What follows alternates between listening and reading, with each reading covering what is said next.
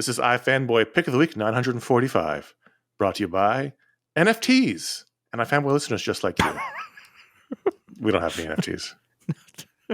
Not a one. Hello, my name is Connor Kilpatrick. This is my co-host, Josh Flanagan.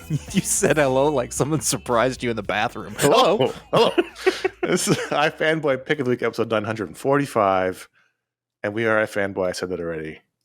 We're doing this very quickly. It's all right, buddy. Just pace yourself. Here. It's all right. Every week, one of us picks their favorite comic book from that stack they read earlier in the week, sometimes over the course of a couple of days, other times cramming it all in one day. Just depends on the week. They call that favorite book the pick of the week. We talk about that book. We talk about other books of the week, the patron pick. We try to do listener mail, other stuff. It'll be fun. We have a good time. And hey, quick announcement before we get into the show. For those of you who are listening to this show via Apple Podcasts or Spotify, make sure you go into your podcast app and set iFanboy to auto-download. Auto-download. It really helps us out. We thank you if you do that. And also, if you're listening via Pocket Casts, can you go give this show a rating? Ratings? You need to be subscribed and have downloaded a few episodes before you can rate it. But please, you take a few minutes and give us a nice rating. We appreciate that. Thank you very much. Why won't you do it? It's not that much problem. To ask. We appreciate that. Thank you. Here's your spoiler warning for the rest of the show. Exercise some caution. This week, Josh, you had the pick. And I have to say that we were texting our other sometimes co-host Ryan Haupt about this week's book. Dr. Ryan Haupt. I'm sorry. Sorry, Ryan. He didn't do all that work for you to just leave it off. And we were talking about Fantastic Four 25 or 718, and you sent a GIF of Dana Carvey as Johnny Carson saying that was some weird, wild stuff. Right. And I think I laughed for 5 straight minutes. I'm so glad to hear that. Just because as I read the book, I was like, this is some weird, wild. Because I could hear him, and then I could hear you saying that about the book. And then, yes, very weird, sir. You know, because Fantastic Four 718 or 25 is the pick of the week, and it was weird and wild. Have you seen this before? This is weird. This is weird stuff. Yes, weird. It's I can't do Ed because I have to be somewhat quiet. I can't be yelling out. Hartman. Yeah, and I read this book, and listen, are you at home going, they're talking about this book again? I hear you. I'm sick of talking about this book. And I'm actually, one of the things I noticed, the first thing I noticed is I was looking at the release dates of the last couple, and I was like, these come out every 2 weeks. Yeah, it is an enormous creative output that is happening here. And before you get into it, I want to just get back to what you just said about talking about this book all the time. Well, here is the benefit to doing different stories every issue. Yes. Is that every time something comes out that's unusual or interesting or fun, it almost grabs you by the throat and makes you talk about it. Whereas these other books who are on 4, 5, 6 issue story arcs, maybe the third part of that 5-part story arc is not worth talking about. Well, the opposite. But we're getting a beginning, middle, and end in every issue of this book, almost, except for the 2-parters. And they're compelling. And they're more compelling to talk about that. Yes. Than, again, the 4th chapter of a 5-chapter story. And this is actually what comics used to be. Yeah. I mean, which is kind of interesting to think about. It's probably not as intricate as they are now, but if you think about the exact opposite of this book right now is Amazing Spider-Man, which is doing a very long, not really a single story, but it's a whole, like this story's been going on for a few years now. They're and I really like it for that. Storytelling. Soap opera, yeah. This Spider-Man's doing the soap opera, which is it's just as valid and interesting. Yes. And different than the 5-issue arc. Mm-hmm. Yes, because absolutely. It's telling a long story that is going, well, I won't get to Spider-Man, but it's a different kind of storytelling. This Fantastic Four Ryan North storytelling, where it's one issue for the most part, is a different kind of old school storytelling. Those are the probably the most old school books coming out right now is Fantastic Four and Spider-Man. And that's also, a lot of writers will have a tick, or they'll have a form, they'll have a thing that they use. If you read, this isn't criticism, if you read a Scott Snyder book, there's usually a lot of prose in the beginning as you hear the inner thoughts of the person who's in it. Right. Some people do that, but they do that with other characters involved. Jason Aaron does that also. It's like the thing to do for a while. And totally, but Ryan North doesn't. Every issue seems to have it so that at the beginning of this issue, we have an inner monologue sort of explaining stuff, but it's somebody we've never seen before. And they drop some hints about what's going to happen in the book in a way that it doesn't quite make sense, and you get to it and things get explained. But there's a couple bits, but basically at the very beginning, whoever is talking says they're an alien and they should have never come to a situation where they met Johnny Storm and fell in love with him. And it happens. Right, sure. But what is weird, wild stuff is that these aliens that we meet, that the Fantastic Four find themselves. Okay, wait, one bit also. The beginning of this story is they're all outside of Doom's dome because he's now the Sorcerer Supreme. And I thought, oh, right, this is going on. Because in my mind, this book, even though there was vampire stories, it's not involved. And so at the beginning, I thought, oh, they're going to be involved with this thing too. And I was like, I guess it makes sense or whatever. So Doom has magically created a dome around Latveria that no one can get in or out of. So they're outside of that. But the story is that they try to Fantastic Four their way in and are transported to an alien planet right away. And I was like, oh, this is the story. We're not worrying about this Doom on Earth stuff at all. Which they get magicked somewhere else, which they think is an alien planet, which revealed as later not an alien planet. Planet of the Apes situation. Yeah. Well, sort of. There's a time. Anyway, they get to do their physics and dimensional, multiversal kind of stuff in here and everything. And through the magic of comic books, they learn to communicate very quickly, so they can speak with the aliens. Well, the aliens are not clicky language. Humanoid. No, they're Ryan. Do you have that thing that Ryan sent? I do. So Ryan texted us, Dr. Ryan Haupt, and said, "I'm so sorry. Please mention that the alien species seems clearly modeled on hallucinogenia, a weird invertebrate from the Cambrian Burgess Shale." And I assume those are words. That makes sense. Said you made them sound like real words. I think that he needed to say that so badly, not to connect with the 1 to 2 people who will have any idea what those words mean, but to let us all know that he knew that. Right. That's because that's what doctors do. They want you to know that they know things. Yeah, so it's a creepy, weird sort of looks slug like a with worm spines, with like 15 arms and legs. That looks like, what is it? A centipede. Centipede with a long snake head. Yeah, they all get assigned a person, like your first day at prison or school. Johnny gets this lady. What's her name? Angelica or something like. Angelica, yeah, like Firestar, oddly enough. And then they're making googly eyes at each other right away, and they fall in love, and they make out, and they're sitting on a like it's totally a romance story, except for the fact, and this is the weird wild stuff. It looks like a monster, a snake worm, like sluggish. The dialogue is flirty and fun. It feels just like any kind of romance situation. And she's got a great personality, and he's digging it, and it just gets to be a love situation, and they're in love, and some sort of sexual situation, and you're just like, I don't know if I've seen this before. Well, it's not. You have seen this story exactly, but the alien in this instance is always, like a sexy Earth lady, but who happens to be green or blue or whatever it is. And they just went, aliens would be a different thing. And I gotta say, these liberal Fantastic Four people are taking it way too far. No, but really, like the idea is like, no, the Fantastic Four are so well traveled and understand the world that like love is love, they're going for it. And I just, it's just an interesting thing. It's the same thing. It's like, I've never seen this, underneath that is a really good Fantastic Four, got to solve the problem science story comic book. I mean, that's the thing. Like the romance part would probably be enough to make it a pick of the week situation because it's so unusual and well done. But then Ryan North goes all Ryan Northy on us. And it's revealed that the conundrum is they're on Earth. It's just that it's an Earth where it's very complicated, but another planet. No. Yes, it was another planet. It was a Mars-sized planet. Hit the Earth, and then the big piece that came off became the moon, and the rest of it combined together to make the Earth we know today. The Earth we are on was smaller before.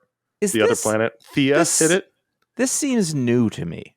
I don't know. Is this a new? Is this there? I mean, I can't The imagine. point is, they're on the Earth that Thea Yes. never hit. So it's a smaller Earth. There's no moon, and so because it's smaller and in a different orbit, the humanoids never evolved.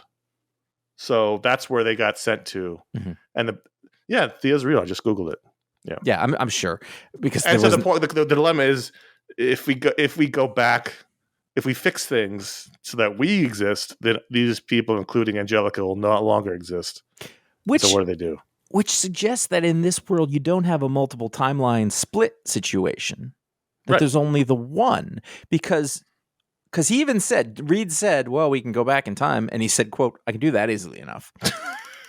I can take this rocket and turn it into a time machine. And this is when I say comic books, like that. You know, like, what does that mean? That's and you just, when he says it, you just buy it. Oh, okay, you can do that, which is great. But it doesn't go back. And so you like change the branch that you're on. They're indicating it's just the one branch. I'm thinking about it. I don't really remember the solution. But they figure out a they made like a side pocket world that they. So they did create a branch. Yes, basically. Yes. But they can't ever. Right. They can't ever cross back together or communicate because if any sort of crossover would cause the universes to collapse on themselves again. So they basically he will never see Angelica or talk to her again. Right. And you know, she does I've been reading a lot of samurai stuff lately. So she's got the sort of like, hey man, we had our time. This is the now, not the then. It was a beautiful thing while it lasted, you know, and he gets over his poor me thing and then off they go.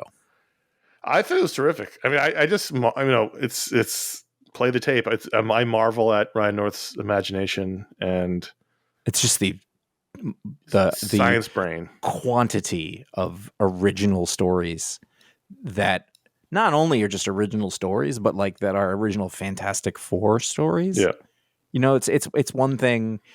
I have this feeling that. And I read a little of it, but like if I go read Squirrel Girl, I'm guessing they're not all science stories. It's just that the dude can do the thing. Yeah, so I actually wasn't going to make this pick of the week in my mind, and Ryan said something like that. And then when I went to look at my books, because there was a change. I wasn't supposed to be doing this. But I step up because I'm a professional. And I would look at the books and I was like, God, I think he's right. Like I didn't have anything else that I could say was that. It's just like, I know we're talking about the same book and the same people, but it keeps being unexpected. Right. And that, you know, if you're Connor and I, there's an incredible value to that. I mean, this is, you know, you go back to the history of the show and Captain America and Powers and Ultimate Spider-Man, these you know, Gotham Central, these books that we picked over and over and over again, not because we wanted to, because they demanded it. Mm-hmm. And so that's just the way it goes. Because you demanded it. Yes, right. What was that? Was that a Marvel thing? Probably. I feel like it's a Stan Lee line. Now, I saw Dead Eyes, The Empty Frames #1 on the list, and I thought, have I read that? And I couldn't remember, so I didn't read this one. Okay, so I instantly remembered it because this was a weird situation where Jerry Duggan and John McCrae had done a book, and it came out, and it was called Dead Rabbits or The Dead Rabbit or something like that, and it was instantly yanked from the shelves and never referred to again, and it came back as Dead Eyes. And then it was this story about like the best burglar in Boston, and it's kind of a true crime sort of thing. Why did it get yanked? We don't know. They never mentioned it, but it was like it was gone, never talked about, pulped. You know, like it was like a full. So either the Dead Rabbits is a gang that still does exist in secret, and they came to full bear, or maybe who knows? That shows who's really running things. It's the Dead Rabbits, or maybe like somebody owns the name or whatever, and they broke the. Who knows? But I mean, like it's to the point like they didn't even talk about it. Nobody explained it. I just remember because I've like never seen that happen before. Is that why John McCrae's walking around with only one hand?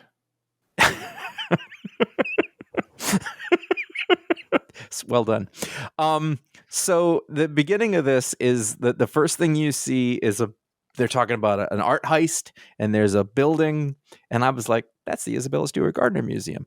Oh, you remember this, right? I know that heist. Yeah. And so the first couple of pages is explaining the heist at the Isabella Stewart Gardner Museum in Boston. Still unsolved. And explains the whole thing. And so then we cut to the now, in Dead Eyes. It's probably like a handful of pages in, and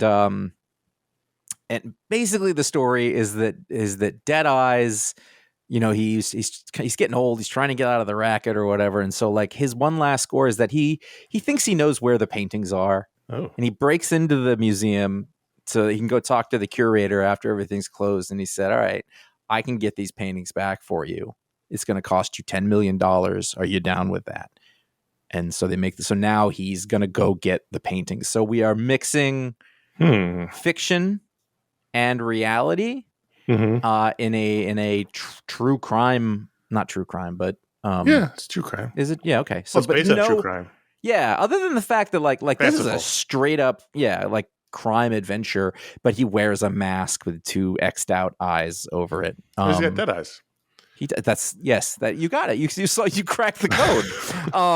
I mean, I should have. I mean. But the title is Empty Frames, which is what they have at the museum now. But yeah, that part I didn't remember that all the frames are still there. They left the frames with the empty art. If you have it, the sound I just made that you couldn't hear was me downloading the book, so I've got it now. I was like, this. If you didn't read this, there was no reason not.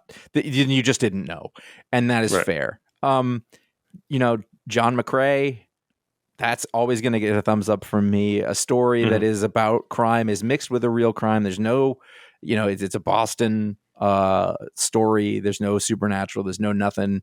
It's a great yarn. It's a great adventure, thriller kind of thing. It's just a little over the top from reality. But it's also not. A lot of crime books tend to be really like low, it's kind of sad. It's quiet. Yeah. It's, somebody's beat. And it's not bad. It kind of moves. It's got some action. There's punching, there's the guy who's the Dead Eyes is charming and it's fun. And, this is the anti-hero kind of thing. And I went back to it because I was like, oh, this was kind of a fun heist book last time. And I love, Jerry Duggan does so many different types of stories. Yeah. Like he does not stick to a certain genre, but he definitely has tastes. His tastes are somewhat close to mine, I think, because I really like a lot of the things that he does. So yeah, I was glad I remembered it. But then when I read it, I was like, this is utterly surprising because the other story wasn't like based off a real event. It's just like he watched this documentary and was like, I'm going to write a story about part of this. And I was like, all right, do it. It's great. Oh, man. I wish somebody would find those paintings. Well, that's the thing. If you don't know what we're talking about, there's a pretty good Netflix, I don't know, it's a miniseries, 3-4 episodes or something like that. Yeah. But it was part of what was a spate of miniseries where they describe some amazing thing, but nobody actually knows the ending. Yeah. It's more like, hey, this is something that happened. Yep. So if you're looking for that beginning, middle, and end narrative, it will let you down. And sometimes, you just don't know. And it's good true to know. Crime documentary mill. They just chew them and spin them. I mean, it's a great mystery. I'm not knocking it. I find it interesting. It's fascinating. Yeah. Also, there's some interviews in that which are spectacular. Great accents. Isn't that one guy who's out on the Cape and he has in Yarmouth?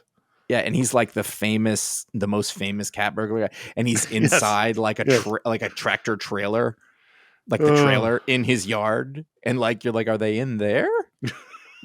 And he's kind of being coy. He's like, I don't know, did it? Could have been me. I don't know. Just like Jesus. Somebody knows. That's the thing. Someone knows. Well, the deal here is that Dead Eyes knows, and so he's got to then like the next thing is going to be he frames the heist. He does the thing. And I look forward to it. I don't know. I don't want to give it away, but if you've ever watched heist stuff before, it usually doesn't go smoothly. It's usually a double cross. Mm-hmm. All right. I'm looking forward to it. Was it last week? No, it wasn't last week, but it was a couple episodes ago. We were talking about Wolverine the Revenge or Wolverine Revenge, whatever it's called. And you were like, Wolverine books don't register on my radar. And then here we come this week with Wolverine 393 or issue 1. And you put it on the list. So I was surprised. I'm guessing that was a little spurred by that. Is that I was like, I don't know, what's Wolverine up to? And then it was just in the post, whatever the last Krakoa was the era, right? Yeah. Well, what was the end of the? Was that the end? Did it have its own? Well, the whole era was referred to as the Krakoa era, right? Okay. But like that last chunk of the story, does that have a name? I don't It's like the remember if it did Orcus affair or whatever. No, we just call it Krakoa era. That's fair. Okay, so after that ended, you're getting a whole bunch of X-Men relaunches, and I saw there's a Wolverine #1, and I thought, all right, well, I just said that, so let's give it a shot. I like Saladin Ahmed. I don't like everything he does, but I usually, if I like the thing he's doing, or I'll give it a shot. Sort of always. Martin Coccolo. I'm pronouncing that wrong. I'm sure Martin. Coccolo. Ryan Valenza on colors, and of course Corey Pettit on letters. So we have a reboot, sort of. Well, it's just a reestablishing of Wolverine. He's disillusioned after Krakoa. He doesn't want to join any groups, even though he's in the Uncanny X-Men book. Well, he doesn't want to be a part of it. He just wants to wild wolves. Go back and find nature, and here he's running with the wolves, with his all together, just being a creature again. Wouldn't he be running with Wolverines? He's not Wolverine. He's Wolverine. I think that maybe he was misnamed, and like he's just like, I should just be the wolf, but it's not as good. I like the tradition of they keep going with. We're giving Nightcrawler terrific outfits that aren't costume based. He's here. He's got a nice sweater and cap situation. He's looking for Wolverine in the woods. Something else I noticed in this book, and also in Uncanny X-Men, so it seems to be which also came out this week, seems to be a line-wide edict, is they're inching ever closer to making him the Runt again. He is shorter than Nightcrawler in this book. Oh, nice. He is look at that. shorter than, like if you look on page 15, he's shorter than Gambit and Rogue in the Uncanny X-Men book. They're not quite going full burn, but it's not 6 foot, Hugh Jackman Wolverine either. They're on the other hand, though, they're also not shying away from the hair. Like it's full. This is the biggest Logan that you've seen since Barry Windsor Smith. I mean, like that's the hair. And also what was funny too is, so basically he's like, I'm over all this shit. I'm going to go be with the wolves. And Nightcrawler tracks him down. He's like, we need you. He's like, I don't want any of that. And then Page, he's like, all right, let's do it. Which was great. I don't need a lot of convincing. He just takes the suit. We turn it around. He's got his yellow suit on. Let's go. Well, because one of his old enemies has showed up and not only killed a bunch of campers, but killed all of his wolf buddies. And so I know. I'm just saying I was glad we didn't have to waste a lot of time on that conversation. Yeah, sure. Here's where he was. Now he's Wolverine. Let's get to it. I thought in general this was a pretty good, if not relatively standard Wolverine story, which is I think what I've been missing in a way. I thought the same thing. It's basically like a solid Wolverine story. Like it wouldn't blow my socks off, but I enjoyed it. There's a little mystery at the end. So his old enemy, who I'm sure people know, I just don't know who this guy is. Cyber. Cypher? He looks like he was created in 1992. He's got the name and the look of that. And he's got adamantium skin. He said that, and I was looking at, like, when he said it, it's like a close-up on his, like, bristly face, and I was like, that doesn't look like adamantium to me. And then I saw his arms, and I was like, oh. So just his arms? I guess. Stab him in the face. Well, he tried that. He can only stab him in the mouth and then in the eye. So it seems like even his regular skin. And he doesn't. Anyway, he's still got squishy inside. Some old metal from deep inside the earth, some old sentient metal rises up and subsumes him, and now he's gold instead of silver. We don't know what the metal is. And listen, there's been maybe too many stories about sentient metal of varying temperaments. But if I just ignore Mysterium. For whatever reason, like we're into metal now in comics. Like that's metal a age. thing. Like it was like a good superhero story. And also like I just recognized this as, oh, this is Wolverine. Right. It's not a new take on Wolverine. This is Wolverine. And I was like, that's great. That's obviously, I don't know if you've noticed in pop culture, but there is a taste for that, it turns out. I thought it was a solid characterization. Mm-hmm. It was a solid adventure. I liked stuff with him and Nightcrawler. I just thought it was all very interesting. And fighting in the snowy woods. Yeah, right. That's, best there is at what he does. Do it. Running around. I was like, being part of leading the wolf pack, or being a part of the wolf pack anyway. Art was absolutely great for what it was and what it needed to do. There was a couple of wonky panels, but I got past those, and for the most part, it was solid. I like the story. Yes. Yeah. Solid, if unspectacular, is probably my review of Wolverine 393. Yes, 393 issues of Wolverine, which means in 7 issues, it'll say issue 400 across the cover. When I started reading comics, one of the first things That's I one of your bought first was Wolverine #1, the Claremont Buscema patch, Madripoor. Classic. We did a whole iFanboy video show on our first issues, and we highlighted that one. So look on YouTube for that. It's 393 issues later. Ooh. It was like, oh, this is actually what I wanted from Wolverine. I don't need a reinvention. That's what you got Laura for. Geiger #6. This is Geiger Volume 2, #6. I got to say, I was a little surprised. For some reason, I thought we were just reading it but not talking about it. We talked about it a couple issues ago. Yeah, I know. Just like sometimes there's books that we know we're both reading. We just kind of don't talk about them. I thought maybe this was Frank. And I really like this issue a lot. So I'm not like an animal guy. I'm not like one of those people who makes their animals into people and puts them in sweaters and talks about them as their children and stuff like that. People who dress pets are wrong. That's for you, not them. It's because I'm very allergic, and so I don't like being around them. But in the abstract, I am, and I think that every poacher deserves what they get if they get something bad. And in this issue, that's what the story is where we stumble upon a zoo in the wasteland, a zoo that is full of mutated creatures, and a bunch of poachers / safari hunters who are go to kill animals there. And this is about them banding together around the 2-headed dog who is Geiger's companion. Is he a wolf? Wolf dog, whatever. Wolf. There's a lot of wolves. And a gorilla and a panther and a rhino and a leopard and a lot of animals. They all band together and they turn the tables on the poachers and kill them. And I thought that was very satisfying. And it felt very much kind of like a very truncated We 3 situation where the animals have thoughts, the gorilla can at least sign and talk, and they turn the tables on the humans and take over the zoo. And I thought it was a very satisfying emotional issue. What was really interesting about this? I wanted that gorilla to smash them all to pulp. That's good that your heart is in the right place for that. That wasn't sarcastic. No, this series has been pretty straightforward, and so when this little side story started up, at first I thought it was a flashback because the dog's sick, and he's like, I'm gonna go for a walk, because you think he's gonna die, and then he takes off, and then sees it, and then you sort of he's walking, and the sun comes up, and then you see that he sees this zebra with a third eye, and I was like, is this the past? Right. And then kind of realized, I went back a little bit and looked, and it wasn't. It was like, okay, we're just gonna do this story of a zoo where mutant animals aren't going to take it anymore. And I don't know, it was in the way, like Ryan North, it was very unexpected. This is not what this it's not what this series has been at all. Right. It was a really interesting side quest. And it had story. And it ended up with then there's a legend about the place, right? After the fact, which is weird. I gotta say, I'm reading all of these series. It's really interesting. I don't like I read Rook Exodus. I know. And I don't like, I haven't really had anything to say about it, but I'm not reading it. Right. Are you liking it? I think. I haven't like if I don't like something, I forget about it or I quit. Right. I don't know that I love it, but I do want to know what's going to happen.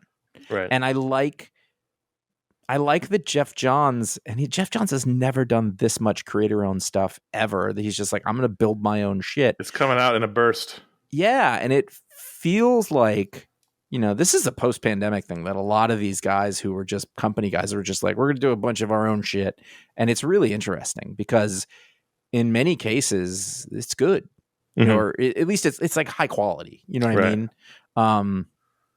Yeah. So like none of them are my favorite books. I don't necessarily like, oh, that's coming out. But it comes out, I'm like, oh, cool, another issue. I'll read that. Yeah. It's interesting for sure. And, a lot of times, I know we got to move on, but a lot of times when people spend all their career working for the big two and then they go creator owned, it usually ends up being some sort of echo of what they already done. Not always, but right, a lot of times. No, absolutely. And this isn't like that at all. which I is think interesting. an example of that was, I think Scott Snyder was doing that for a while, and then this last batch of stuff that were Comixology originals, Right, not Substack originals. Somebody very helpfully and correctly pointed out, and but I think that this batch of Scott Snyder originals is much more interesting and diverse than the things that we had seen from him previously. Not that those things were bad, but they were kind of a type. There's a supernatural kind of horror, and now he's doing a bunch of different stuff, and I think it really works. So we'll move on to Teenage Mutant Ninja Turtles #2 from IDW. Hey, look, it's Marcelo Maiolo again. Stay in last week's episode, Marcelo. So issue 2, now we're on a different turtle. This is the Michelangelo issue. We've got different artists. This is Raphael Albuquerque, who we talked about last week, because he was on the other book last week.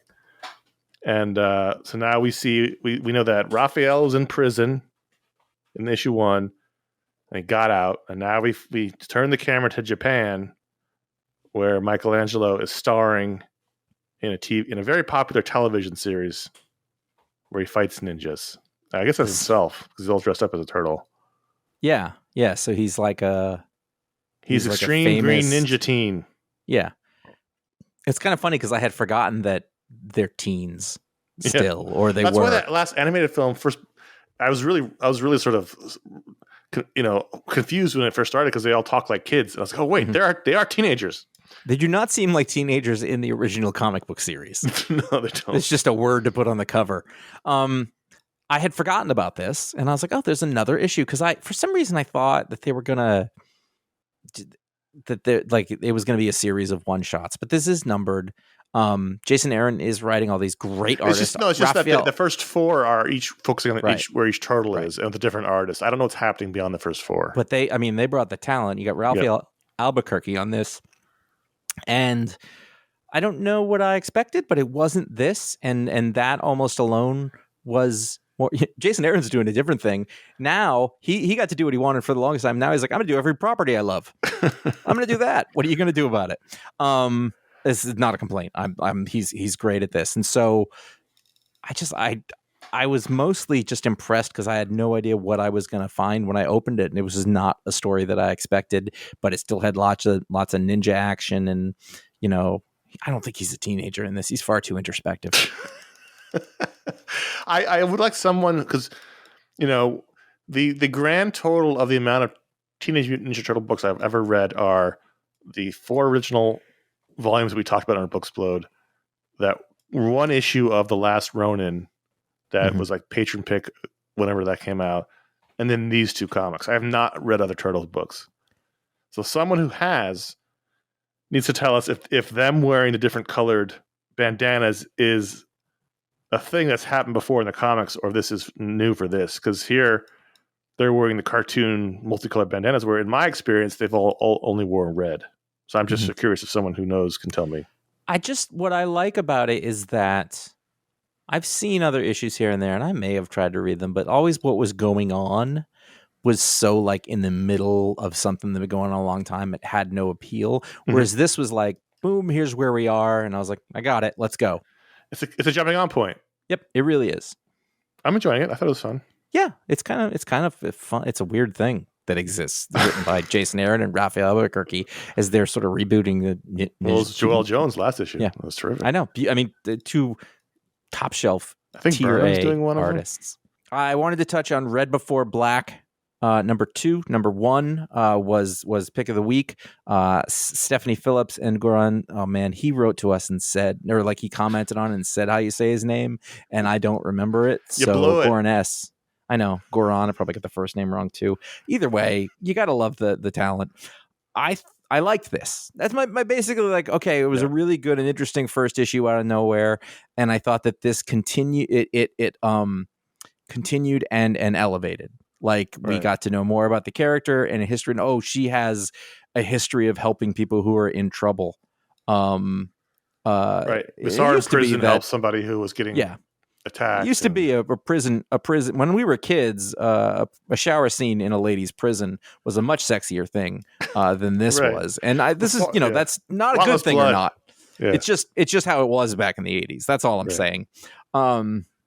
And we get a little more background on sort of what's going on and how she's in this position. And then there's also like the thing with the other woman, Leo, is that her name? I think.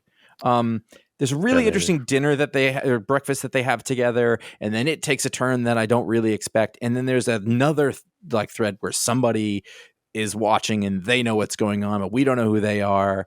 And it's, you know, it's a wild ride. It's a fun time, and it's just very like. Sometimes you read stories like this, and you're like, I don't think they know what they're doing. Stephanie Phillips knows what she's doing. She's doing a great story. Yeah, I liked this a lot. Even though there was some very sort of convenient for the plot operational lapse in security for her being undercover with the FBI. However, I'll let it go. But I liked the scene in the diner a hell of a lot with her and the girl who she's supposed to kill. And then at the end, there's this bit where she, you know, in the first issue, whether or not she's got PTSD or whatever, she goes and, you know, she has sort of hallucination. And here, she does it again because the girl she gets stabbed, and so she goes into this hallucinatory spot, which is totally fine. That's just a coping mechanism, but maybe not. Really, well, she gets stabbed in the middle of a diner and immediately wakes up in a jungle. So I don't think that's what actually happened. I think she's just laying there. No, but the other person's there. Well, she's hallucinating. That's the twist. She's hallucinating. We don't know what it means. It was good. I liked it though. I liked it. Good is good. Pacing and a single issue. It was like, okay, this is the right amount of story and the good cliffhanger for a single issue. Good stuff. Last week we talked about public domain, and I said the thing about this whole situation is that public domain is way better than the book that they're producing called The Domain. And this is issue 3 of The Domain, not issue 6. I knew there was going to be mistakes the way that the script was done. I just almost said it. I see. When I was writing it, I specifically wrote "read before The Domain," and I was like, "That's not correct." This is Chip Zdarsky writing the book that they're making in public domain, and that is I weird, actually wild really like stuff. this issue. I said before the first 2 were kind of completely middle of the road and kind of dull and boring, but I thought this was really, really quite fun. It was the sort of aliens and their deals and how everything went, like really amped it up. And also, I ate my words is what I'm saying. I'm glad to hear that, because I was like, this is interesting. He's either going to say this sucked or this was good. And I finished, I thought, that was better. Yeah. Not great, but better and more fun. You're starting to know the 3 characters a little better, and they're kind of dynamic. So that adds to it. The most interesting thing, I think, is so their whole take on this character of the Domain is that they're these 3 friends sharing the power. They all can't use it at the same time. So only one can use it at any given time. And that's an actually really interesting dynamic to explore. Mm-hmm. And there's only so much you can use it. And you can also steal it from your friend who's using it. Like, there's a lot of interpersonal problems that can go on here. And there's, you know, the one girl who kind of really wants to be a hero, and she takes it and runs and saves people in a burning building. There's the other girl who takes it and uses it to fucking bully the bullies who bullied her in high school. And so that's interesting.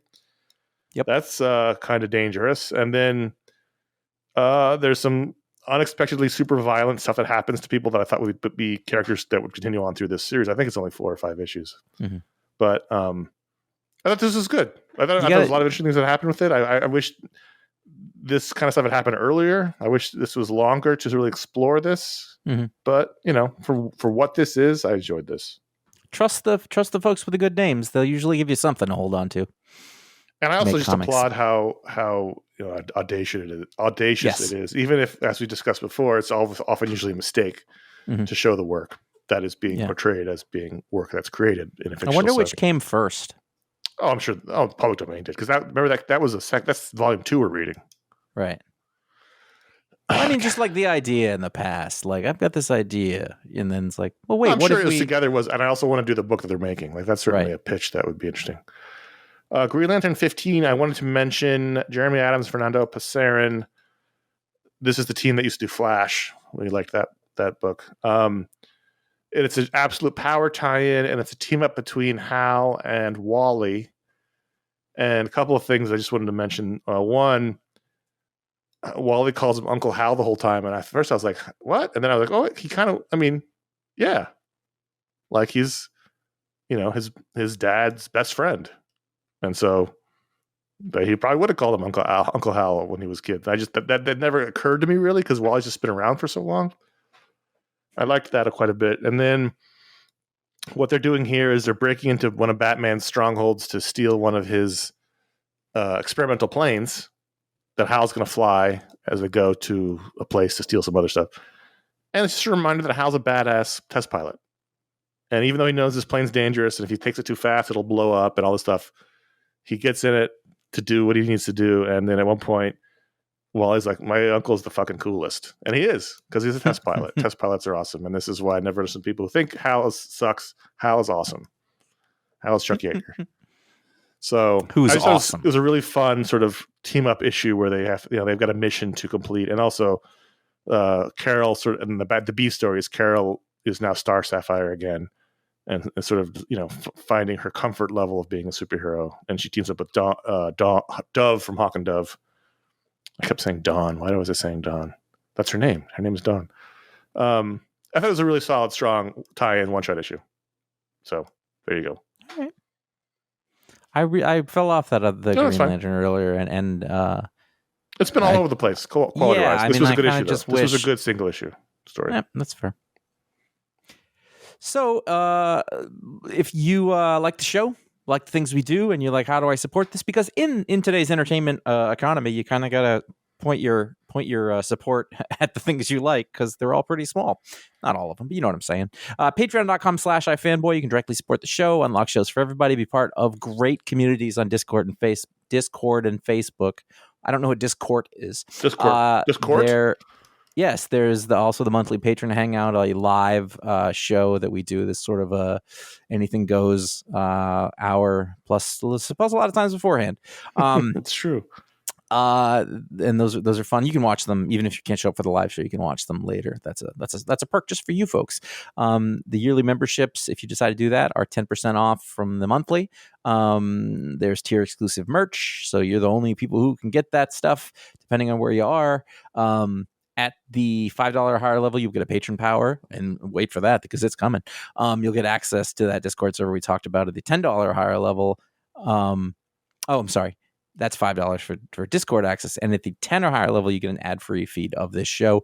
We have updated the thank you page on our website for all the patrons. So you're there. You are being properly recognized. You can find out more at patreon.com/iFanboy. There's iFanboy.threadless.com. We have our merch store with 13 designs that can be available on t-shirts and many, many, many other things. There's iFanboy.com/support, where there's a PayPal link if you just like to do a direct donation. We got one of those this week, and made it sound rare, but I just wanted to say thank you. And I didn't get permission to say the person's name, so right. I don't really want to do that. But thanks to the folks who support us in any way that they can, in any amount, it means a lot. If you go to iFanboy.com/Amazon, you will find a general link for shopping there. It's an affiliate link that helps us out. Also, where it makes sense, we will link those on the website, on Booksplodes, things like that. And then finally, bookshop.org is an aggregator of local bookstores, so you can order that from the internet and support businesses that are crucial to our culture and get great books. You'll find those wherever we can stick them, those links. And as we said, at the $5 at any level, you get to vote on the Patron Pick, which is a book that people will choose, often vindictively, to stick it to us. Like, hey, you weren't going to read this, were you? Well, you are now. The people vote, and that is the Patron Pick, where we will read it, review it, rate it. And that brings us to Star Wars number 50 by Charles Soule, who's been writing Star Wars pretty consistently for a while in some form or another. Art by, here we go, Madabek Busabekov. Oh, good work. Colors by Rochelle Rosenberg, and of course Clayton Cowles, who whenever I think of him now, I remember that Tom King said he's the best he is at what he does. So this is not the first time a Star Wars book has been Patron Pick. Way back in 2019, there was Boba Fett, Star Wars Age of Rebellion. Boba Fett was Patron Pick. So this is not the first time the patrons have said, "I know you don't want to read a Star Wars comic, Connor, but here you go." So. This is the final issue of this volume of Star Wars series grand finale. And so I have not read any of these comics. So I'm coming in right here at the end. And So I looked at the cover, and it's a Leinil Francis Yu cover, and I see Luke Skywalker. I see underneath him we've got Chewbacca and Lando and Leia and C-3PO and R2-D2. Then over his left shoulder, what looks like the Star Wars version of Bloodwind. And then in the corner, I was like, that can't be Ben Solo. Oh, and can't so it? then I opened the book, and it is indeed Ben Solo. Who is so that? you tell me, right? You tell me, because you've been reading this the whole way through. Yeah. And you've been saying that they've been playing with fire here, and as they've been inching Luke closer to what's her name from the prequels, Sabe. She just made an appearance. I don't know about inching. It's just inching him closer to a more relevant relationship with Darth Vader, and just on the edge of adding too much so that it would take away. But I don't believe that happened. So it's close. This story is pretty much a standalone story. This takes place in the time between the end of Empire and the beginning of Jedi. So Han Solo hasn't been in any of this because he's in ice. Carbonite. Ice. What a fucking rookie that was. Come on, dude. What is going on? And so the sort of present day, air quote, part of the story is Luke is training young Ben Solo. We're on wherever the hell they are. Ossus, the Jedi Temple. Long after the Empire's fall, a time of peace. So when surly young teenage mutant Ben Solo, is before he is fallen, he's being taught by Luke, and Luke's like, "Let me tell you a story," and that's pretty much the issue. That's the framing story. device that it doesn't exactly just frame, because they keep returning to it throughout the story, but that's the framing device, is Luke telling Ben a story about a time when he and Lando and Leia and Chewie and R2-D2, everybody but his dad made a choice to not do a thing, because I guess Ben has been struggling with his instincts, his evil instincts. Mm-hmm. Mm-hmm. And so they discover that has this fungus planet been in a comic before? Possibly. I got to tell you, I've been reading it, but it's not like most of it's sticking with me. Right. So they go to this planet, what's all fungus, and for whatever reason, the fungus retains the memories and images and whatever, everything of anybody who's ever visited it. So you can jump in the fungus, like the ball pit at like a Chuck E. Cheese, and you could talk to whoever's been on the planet before. And right, because it remains a simulacrum of that person's personality up to the point that they were in there, which is a fun idea. So Luke jumps in and he finds out that there is this artifact, or does he find out there's an artifact that can kill one of the anyone? One of the things is like, oh, you need a weapon. Here's what you got to do, and clearly, like, you can't trust this guy. There's an artifact that can kill anyone in the universe as long as you can supply it with some DNA, which they find out afterwards after they get the artifact. Yeah. And so then they got to go on a heist mission to Naboo. Well, getting the artifact was kind of a heist. It was an ice heist mission, right? Which had some cool stuff. A whole ice planet that and got Luke's wearing his frozen Hoth over. gear again. Yep. And they have to steal a mining droid, an Empire mining droid, and they got to mine down into the depths of this planet to steal this thing, while also TIE fighters are shooting at them. And so then they get the device, and they got to go to Naboo to get some Palpatine DNA, because they decide they're going to use it to kill Palpatine.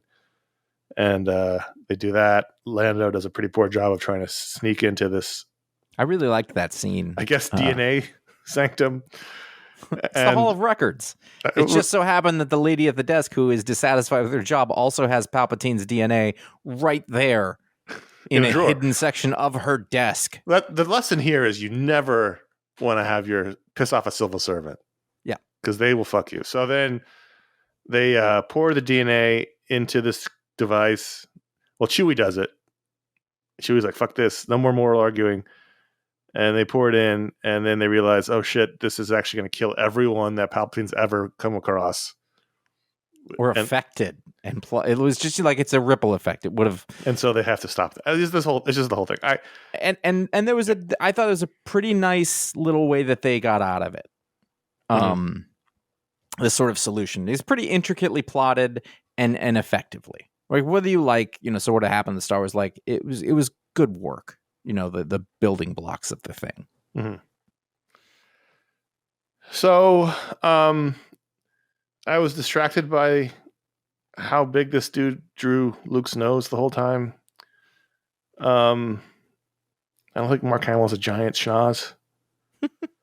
I was really kind of rolled my eyes at the one part where C-3PO was translating for Chewie just because he wanted to tell a long speech. But no one needs to be translated by Chewie. Everyone understands Chewie. They don't need the translation. Well, they had to tell us, so they would have either had to do that, right? Or So then have someone else do it. Like I thought it was a poor writer's crutch to do something that would never would have happened in the world.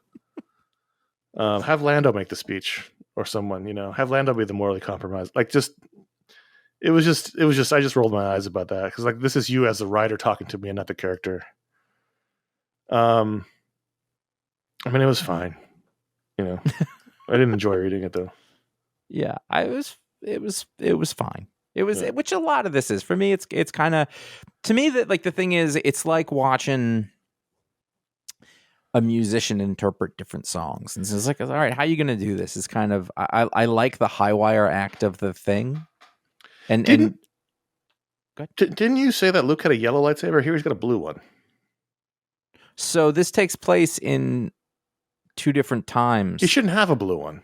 Well, is he having the present or does he have it back then? I don't know. Actually, he's got 2 different. So on page 43, it looks yellow when he shoves it. This in is the a cube. longer than normal issue, by the way. I know. And then later on, when he's fighting the dude in the mushrooms, like page 51, he's got a blue lightsaber. Let's see. Is that like a metaphorical lightsaber because he's in the mushrooms? It could be because in the mushrooms, it's not real. Okay, so that's why it's blue. That makes sense. Okay, yeah. Then all of it makes sense then. He's got a yellow lightsaber still. Right. So maybe that just shows you that in his dreams he's blue all the way. Yeah. No, that's he should have got a different kyber crystal. Yeah. There's a whole kyber crystal thing. The whole time he's just looking at this green lightsaber going, fuck, I just wish you were blue. Well, it was his dad's. I understand. I mean, whatever it was. It's fine. It was fine. But like, I just didn't, If it wasn't Patron Pick, you wouldn't have read it. Oh, no, totally. I would have because I've been reading the series and it was, some of them are more interesting than others. This one was okay. I think that the plotting and the execution was probably the strongest part of it. I think there was some, I know what you say, like the art on these, I tend to not expect a heck of a lot. Mm-hmm. I've seen some crap art in here. Not like look at it, it's crap, it wasn't but bad. like Certainly wasn't bad. but there was also like there's a shot of one of the mining droids, which are sort of like vaguely AT-AT like, and it's from down low. And I closed it so I find it, but it's a really cool shot. I was looking at the page, like that's really great. And the idea of these mining droids, I mean, you see droid, you see small, but they're more like giant mining robots, and they have to bore down because the Empire is trying to extract any minerals or value they can out of it. And I was like, I buy all this. Like the setups for things are pretty neat. Sure. The idea of the mushroom pit, that's, we should all be terrified of mushrooms now because of HBO, but all right. So, wait, hold on. Before you get to the big questions. Yeah. Are you excited for Star Wars, The Battle of Jakku, Insurgency Rising, which is, I guess, the next thing? That's what the page 55 says. Is that like the next? That's not the next Star Wars though, because you think they're going to reboot. It says Star Wars. It says coming in October. Star Wars: The Battle of Jakku, Insurgency Rising. But all of there's a billion. I mean, let's see. There's a billion miniseries that all start with. Well, are you going to read Wars. that one? I only read the main. Probably not. I don't know who's doing it. What do we got here? It doesn't say. Jakku. Well, I mean, it looks like contemporary people. I mean, yeah, I'll read it. Yeah, I'll try it. I don't read like the extended stuff or the right. like I read if the main characters from the originals are in it, then that's what I read. But that's it. Going back to Jakku. Jakku's the new Tatooine. Well, we don't know anything about Jakku. Why is it suddenly so important? Why is it look exactly like Tatooine? That you just changed the letters slightly. It got renamed. It's like how the Triborough Bridge is now the Robert Kennedy RFK Bridge. Literally, no one calls it that. Right. What's the 34th Street Bridge called? I don't know. The 59th Street Edward Bridge Koch has a Bridge, name, but no one calls it that. They call it the 59th Street Bridge, or the Queensboro Bridge. Yeah. If you're being saucy. Exactly. That I've called it. So ratings. This is what the people sign up for. We just veered into Goodfellas Minute for a second, and now we're veering back out. That's for It the felt long time good. It listeners. felt good though. Like for I the know, long like time you were listeners. you were born in New York, but like every once in a while I was like, I was a real New Yorker. I Yeah, can you do lived there this. you lived there for 6 years or whatever it was. Yeah. I know that the rule is 10, but also I was born on Long Island, so I get a little extra. So no, that's what Ron thinks, but it's wrong. Well, then compared to most Mainers. That's true. Ratings on Star Ratings. Wars 50, the final issue of the volume. Have they said there'll be another volume? I would imagine so, like unless the sales have dropped off.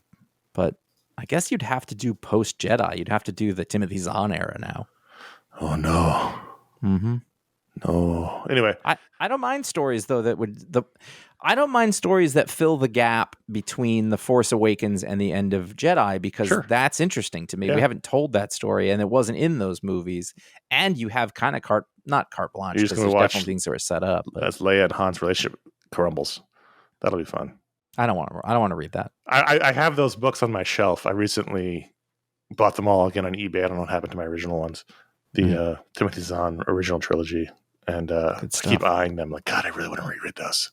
Mm-hmm. I really do. All right, give it a rating. 2.5 out of 5. 3.25 stars.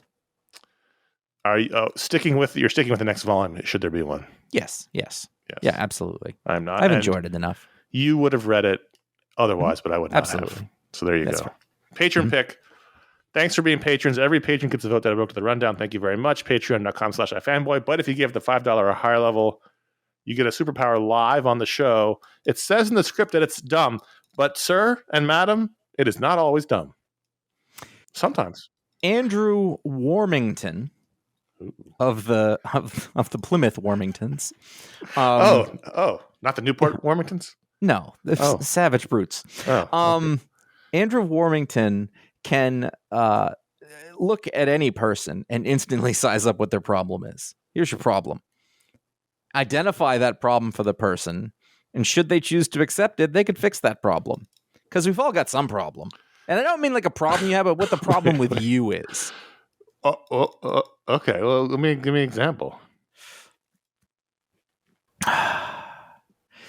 He looks at somebody that you know and he just goes, "You're a narcissist who doesn't think anybody else is as good as you." This is like an instantly diagnosable personality disorder. Yeah. Yes, absolutely. Like this is the thing you need to stop if you want to be a whole person. This is like 40 years of therapy zapped into one moment. Yeah, it's what everybody really wants from therapy. Right. Is the answer. So he gives you the psychological answer. It's not like, oh, you don't know how to dress, or I mean, if a person is very shallow, that could be the thing. Sure. You know, but it's psychological.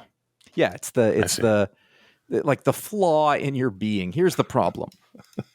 Just instantly. Yeah. Well, yeah. I mean, that's good. Andrew's single, by the way. That's the tragic flaw of that one. Also understandable. Yeah, this is no way that's just not going to go well for Andrew. Nope. What is it? Nothing. He can try to hold it in, but 2 or 3 fights in, it's gonna be like, you're just like your mother. But hold that in for 3 years. I'll show myself out. Thank you. He never unpacks. Patreon.com/iFanboy. Thank you, Andrew, for being a patron. That was very good. I enjoyed that one, Josh. Thank you. But unfortunately, now we have to switch to sadder territory because comics have not been around that long. We've talked about this before when we've lost other people, and obviously all the people from the Golden Age and the Silver Age people, and even the early Bronze Age people have all passed. But for the most part, most of the people who made comics, well, most people who read them are still around. Well, most part making the comics, but sometimes the old timers start to go, and it's sad. But I think we're all sort of shocked to learn that when John Cassaday passed this past week at the age of 53, 2, I think. Yeah, I think that's doesn't right. matter. It's a stupidly. We don't know how or why. That's totally fine. It's not our business. But if you talk about giants of the modern age of comics, and I'm not even talking about post 86. I'm talking about more post 2000. Yeah, he is up there. He changed the face of comics with Warren Ellis back in the early 2000s.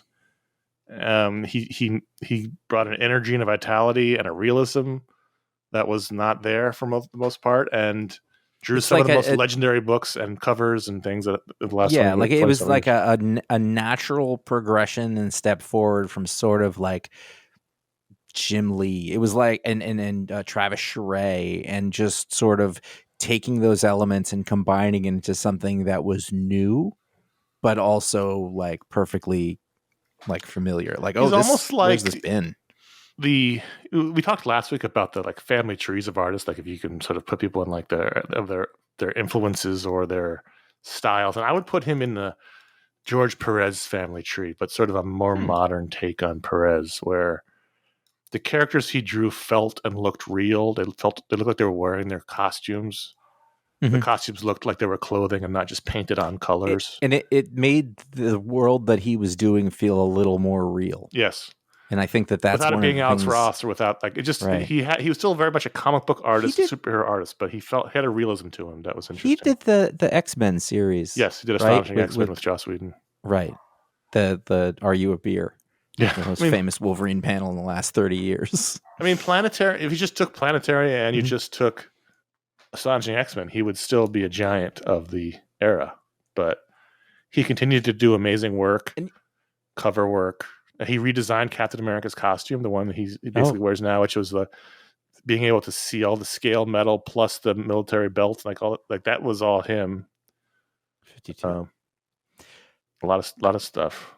I think it's one of those things. Like, I think maybe if you started reading comics 10 years ago, you might have an idea of like, oh yeah, no, that's an art. He does a lot of covers or whatever it is. But like, there was a handful of people. If we're talking about the early 2000s, late 90s, it was a great time because it was comics. I could liken that time, because I'm a music person, to 1991 Nirvana. I mean, like when music shifted. This is like after, if you say that Image was the metal of the 80s, sort of pop music, like all of a sudden things shifted at that time, and he was one of the driving forces artistically of that era. Right. Like an instant superstar. Brian Hitch right along with him. These are people both connected to Warren Ellis, but like as soon as you saw that art, you were like, oh, you're one of the best people working. It was instant. It was just like you'd see it and you go, I've never seen anything like this. And nobody drew like him. No one has. And he was also like, I got, like it has nothing to do with it, but like we used to see him at cons, and I don't mean we knew him or anything. He would be at cons and we're like, well, that's the most handsome, cool man I've ever seen making comics. Well, that's the other thing. So when I heard the news, it was very sad. And it's funny because even people I know who sort of have fallen out of comics, like our friend of the show, Mike Romo, and our buddy Hank, both of them texted me like, holy shit, John Cassaday, like it's just because he was a giant of the field and people who aren't reading anymore. Mm-hmm. But, as sad as it is, it did make me not laugh, but I did have my memories of John Cassaday, and one of them did make me laugh, which was, if somehow you don't know, he was the model that he picked for himself for Planetary for the drummer character. Yeah. So that he drew himself as the drummer, whether that was a Warren Ellis idea or his idea or whoever's idea it was. He was the drummer. And so when I remember going to Comic-Con in San Diego in 2000 with you and Ron 2001. 2001? You went 2000. Yeah. 2001. And I remember walking into the DC booth and seeing Cassaday signing at a table. And I'd never in my life had the experience of that's funny, my brain cracking in half because there was a real life comic book character, right? Like he looks exactly like the way he drew himself in the book. And it just broke me because it's not like a guy in a Spider-Man costume. Like I know that's not him, but this is a dude who looks exactly like, and at the time, 2001, Planetary was one of the big books. Mm-hmm. And so I remember like my brain short circuited. Like, what the fuck is happening? Why is the drummer right there? Even though I knew the drummer was based on him, just seeing him in real life made my brain break. And I always laugh that memory of me just freaking out seeing him for the first time in person. I think we interviewed him. We must have interviewed him on the video show. I don't remember. I can't remember. I either. just know that, and when I say he's a handsome person, Yeah, very good looking guy. I don't know if you've seen a lot of comic creators en masse, but when one of them is a very good looking person, it stands out. And many of them, at least, listen, this is 20 years ago. I'm sure it's different now. They didn't look like healthy folks, and he looked like a healthy folks. And from what all the testimonials, super nice guy, super supportive. Someone everyone liked. Yeah. And it's a bummer. It's always a bummer to lose someone whose work you admire, but it's incredibly bummer to lose someone who was still active. I mean, he was, like I said, 52 years old. That's, not you that still old. See, mostly covers at this point. Yeah, and the thing is, like, people are going to say, like, his work recently is not the same as his work was 20 years ago, but, whose is, and I'm sure we've criticized it in the past. I know we have. Mm-hmm. But it doesn't change the fact that he was what he meant to the industry, in those early days, and how much of a superstar he was, and what he did looked so different than what everyone else was doing. And it's very sad. And it's really sad. The longer we do this, there's going to be more people that go, and it's going to be people like him and Tim Sale who leave way too soon and shocked. Like, we all knew Perez was, reaching the end. Everyone knew it. He told everyone. So we were all kind of waiting for it, unfortunately. Mm-hmm. But, guys like Sale or Cassaday, all of a sudden. Darwin, absolutely. I had a dream about him the other day, actually. Not like in a way that, like, we were all hanging out again. Yeah. And it was very sad when I woke up. What I laughed at, I was like, what truth did he reveal to you? No, it's just like, I remember he just hanging out. Andrew Warmington's power. And he looked young and happy and healthy in the dream. It was very sort of sad, but also kind of nice, in the same way that I occasionally have dreams about my grandfather. Like, it was like the first time I remember waking up and remembering a dream that I had a dream about us hanging out with Darwin again. But it's a bummer. And I don't know what, they said it was an illness. I don't know what it was, but I don't know. It doesn't matter. I hope he wasn't in too much pain or suffered too much. But anyway, our hearts go out to his family, his friends in comics, his friends in outside of comics. He also worked in film and did, made movies and things. He did all the things that cool, handsome dudes do. And, it's sad. Right. It's very sad. I'm gonna make the executive decision that we will table these emails until next week. That's fine. We can do that. That's what being in charge allows you to do. It does. And one thing I love is to be in charge. So let's find a way to turn it around right now as we close this bad boy out. So we'll miss you, John Cassaday, and we will hopefully continue. It really is like I didn't know him. I didn't, but it's just like, that's not supposed to happen. Right. Like, we shouldn't be there. Like, he doesn't even look old yet. Right. Like, that's not totally okay. Not okay. Yeah. So like I said, we're not going to do the emails. If you want to write in, contact@ifanboy.com. If you want to write in media explodes, just put that in the subject line as well. Same address. We keep it easy like that. Yeah. So last month, you had yourself a media explode with House of the Dragon, the Bear, Twisters. That was about the middle of August. A couple of weeks ago. This is an old script you've got going here. No, it isn't. Yeah, well, part of it might be. So 2 weeks ago, we did a book explode, Connor and I, maybe a little less than 2 weeks. Lone Wolf and Cub, Omnibus Volume 1, because what he says to you is Assassin, Lone Wolf and Cub. He announces himself, which I think is very straightforward of Agami Ito. So let me take over here and talk about what's coming up. So this coming week we have a Media Explode show. We're going to talk about Beetlejuice. We're going to talk a little bit about the Emmys, which is happening as you might be listening to this. In 2 weeks, Talksplode. Josh, you're all set? Sure. In 3 weeks, we're going to have the Watchmen Chapter 1 review, which did not happen this past week, as you may have realized. We ran into a scheduling buzzsaw, and because these could be the last two DC Universe animated original films, so we're trying to get everyone in on the show. I don't want to do the show without someone being on it from the group, so we're trying to get everyone available, and it's just been tough. So we had to push that one. Then the week after that, in 4 weeks, you're going to have a Joker Folie à Deux review, and in 1 month, start your engines. Pick of the Week 950 live. So that means we'll be live streaming the recording of that episode Friday, October 18th. Write it down, put it in your calendar, come hang out with us. That'll start around 6 p.m. Pacific, 9 p.m. Eastern. And if you want to get your letters on the show, if you're a longtime listener, you know, but if you're a new listener, you don't know, on the anniversary shows, we do an all-email discussion after we get through the business of talking about the pick and the patron pick. Mark your email 950 so we know to put it aside and not use it on the regular show the next couple of weeks. If you want to get your email on the show, 950 in the subject line. That's Pick Week 950 Live, recording Friday, October 18th, 6 p.m. Pacific, 9 p.m. Eastern. You can find our library of, I think we're at 1401, 1,401 shows. I think probably 1,400 was last week. We didn't put the Watchmen show right. out, Yeah, so. yeah, I sent that. Yeah. Those are at iFanboy.com, wherever you get your podcasts. By the way, here's a reminder, make sure that you say always download because they've changed it, and we don't want you to miss anything. Right. Auto download if you're on Apple Podcasts or Spotify. Auto download.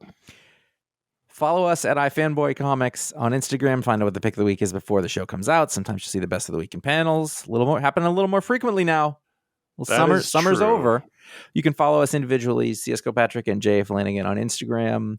But Very little to do with comics going on there. Maybe not this week because I have plans on Saturday. That's usually when I do it.